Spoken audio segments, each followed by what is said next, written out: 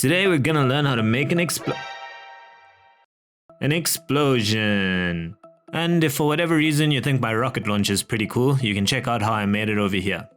We're gonna pull in this texture, which can be found in the Unity particle pack, but I'll link it down below so you can get it from there instead if you'd prefer. We can then go ahead and create a new material, which we can call something creative like explosion. We'll change the shader type to particle standard unlit.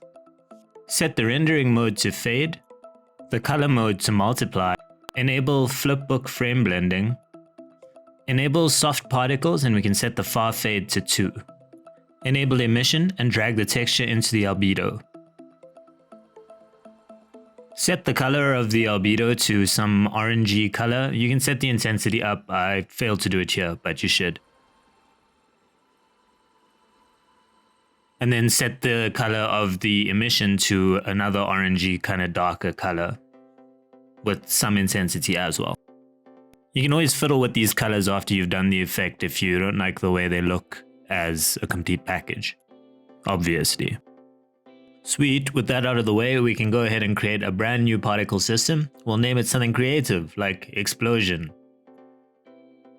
We'll create a new prefab out of it and head into the prefab edit mode scene view. We'll start by resetting the transform. And then I like to fiddle with the renderer so we can actually see stuff happening. We'll select the material that we created earlier, so now we can see the texture. We'll change the sort mode to distance and the max particle size to 5. We'll set the X and Y flip values to 0.5, disable active color space.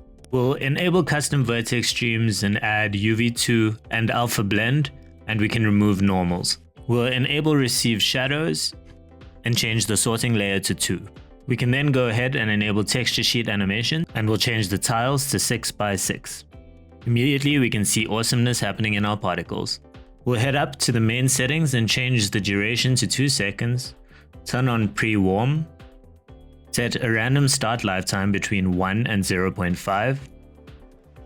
We'll change the start speed to 0, and already that gives us a pretty cool exploding effect.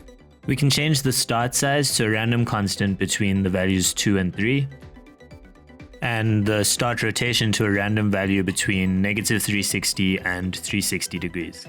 And we'll change the culling mode to always simulate. Next, we can set the emission rate over time to 0, because we want the explosion to happen in bursts, not constantly. And then we can add a burst with a count of 3 and maybe in 5 cycles. We'll change the shape to a sphere with a radius of about 0.35. This keeps the explosion nice and compact. The last thing we'll do is enable the color over lifetime, where we'll set its starting color to black and it will fade out to a more white and transparent color towards the end of its lifetime. And there we go. Enabling this gives us an awesome explosion effect with bright colors and great destruction.